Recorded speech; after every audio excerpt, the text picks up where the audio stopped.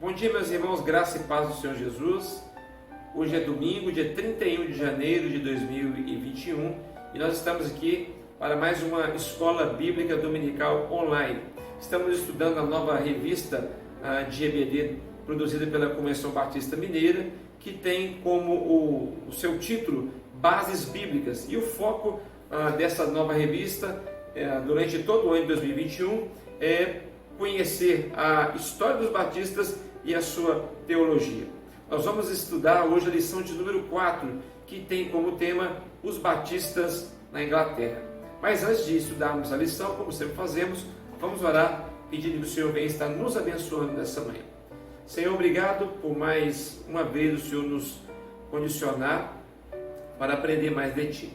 Perdoa os nossos pecados, renova a nossa fé, a nossa comunhão e abençoe, ó Deus, a Escola Bíblica Dominical Online dessa manhã, que o Teu nome venha ser glorificado através desse estudo. Oramos em nome de Jesus. Amém. Bem, meus irmãos, como nós vimos no estudo passado, no século XVI o movimento dos anabatistas surgiu paralelamente aos movimentos da Reforma Protestante na Europa Central. No entanto, para os anabatistas, essa reforma não foi completa, pois os protestantes que surgiram nessa época mantiveram algumas práticas católicas, como por exemplo, o batismo de recém-nascidos ou o batismo de bebês e também a união entre igreja e Estado. Por não concordar com a continuação dessas práticas consideradas católicas, os anabatistas foram esmagados pelas igrejas oficiais. No século XVI, na Inglaterra, surgiu a primeira igreja com o nome de Batista. Essa igreja possui vínculos com outros movimentos religiosos surgidos na Inglaterra, como por exemplo o puritanismo. E como o próprio nome indica, os puritanos desejavam uma maior pureza e devoção a Deus dentro da igreja anglicana, que era a igreja oficial da Inglaterra naquela época. Nesse movimento, puritanos, existia um grupo que pregava também a completa separação entre coisas espirituais, igreja, e as coisas temporais, Estado.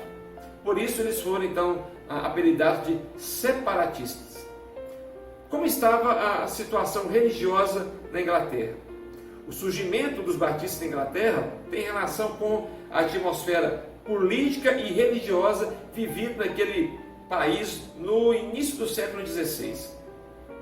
Em 1509, o rei Henrique VIII subiu ao trono inglês com apenas 17 anos após casar-se com Catarina de Aragão, que era viúva do seu irmão.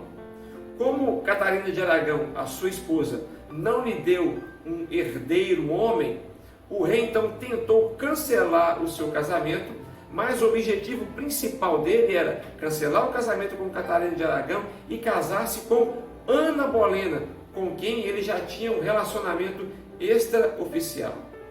Como o Papa Clemente VII, naquela época, recusou-se a invalidar o casamento do rei e lhe dar a bênção do novo casamento com Ana Bolena, Henrique VIII ele foi excomungado da Igreja Católica. Então, a Inglaterra, a partir desse momento da excomunhão do rei Henrique VIII, separou-se da Igreja Católica. E Henrique VIII decretou que os bispos deveriam ser nomeados por ele, que segundo ele era o rei, o único chefe supremo na terra da Inglaterra. Neste contexto, surge a Igreja da Inglaterra, ou a Igreja Anglicana. Todas as vezes que nós ouvimos falar da Igreja da Inglaterra, a Igreja Oficial da Inglaterra, leia-se também Igreja Anglicana.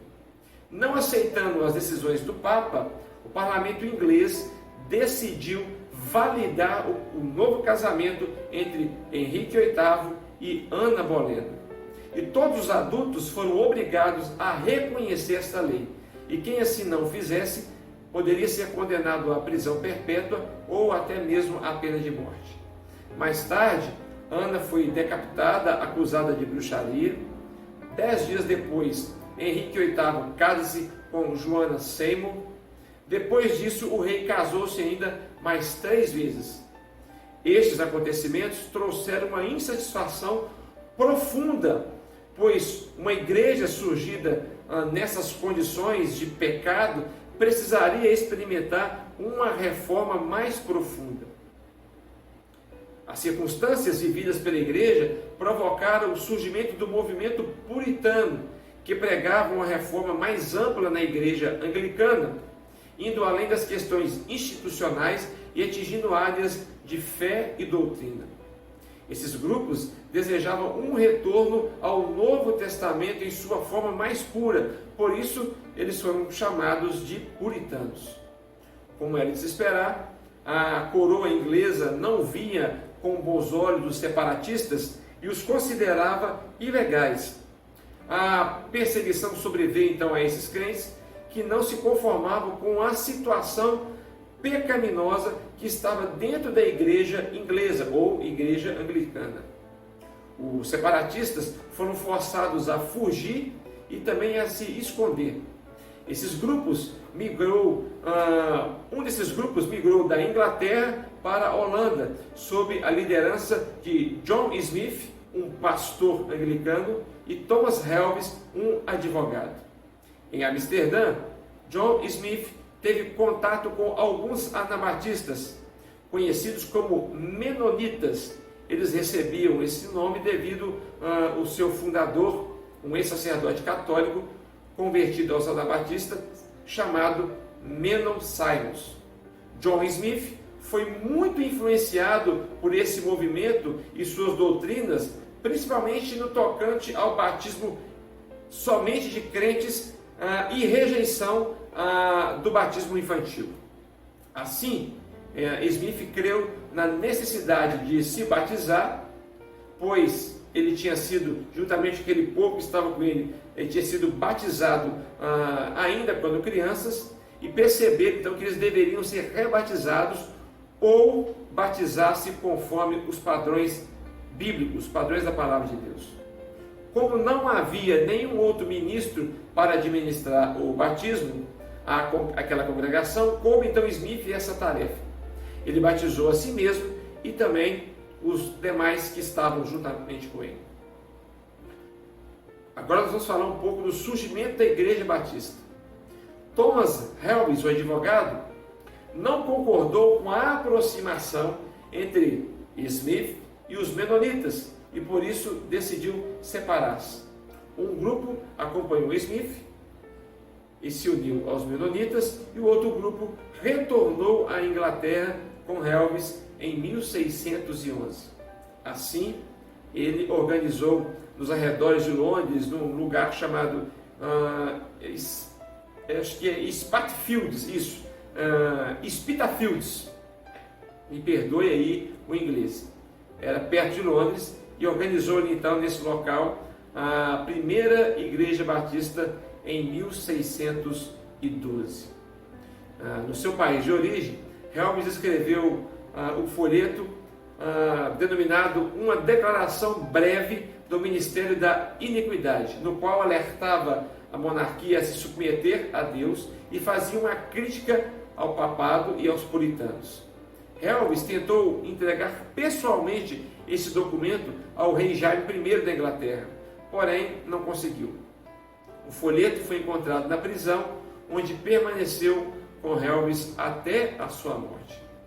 O grupo formado por Helves ficou conhecido como Batistas Gerais, porque acreditava em uma expiação geral. O que significa isso? Eles acreditavam que Cristo morreu para salvar a todos que creem nele. Essa posição defendia que a pessoa ela pode tanto aceitar o chamado para a salvação, como também negar o chamado para a salvação. Um outro grupo ficou conhecido como batistas particulares e criam que a salvação é particular, ou seja, que Cristo morreu apenas pelos eleitos, por aqueles que foram predestinados para a salvação. Eu concluo dizendo que devemos muito aos primeiros batistas, pois eram pessoas sérias, comprometidas com a verdade bíblica e com a manutenção doutrinária. Um povo sem o conhecimento da sua história tem a sua identidade comprometida. E não conhecer a nossa origem pode nos levar a perder a razão de ser de nossa fé batista e a nos distanciar dos princípios pelos quais muitos pagaram com a sua própria vida, derramando o seu sangue.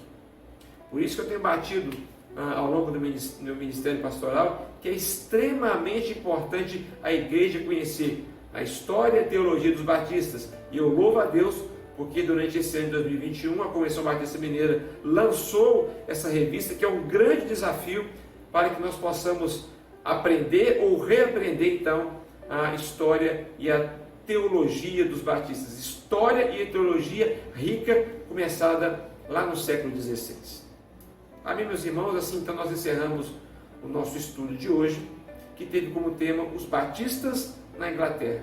E compartilhamos, para recapitular, os seguintes pontos: a situação religiosa na Inglaterra, o movimento separatista na Igreja Anglicana e o surgimento da Igreja Batista.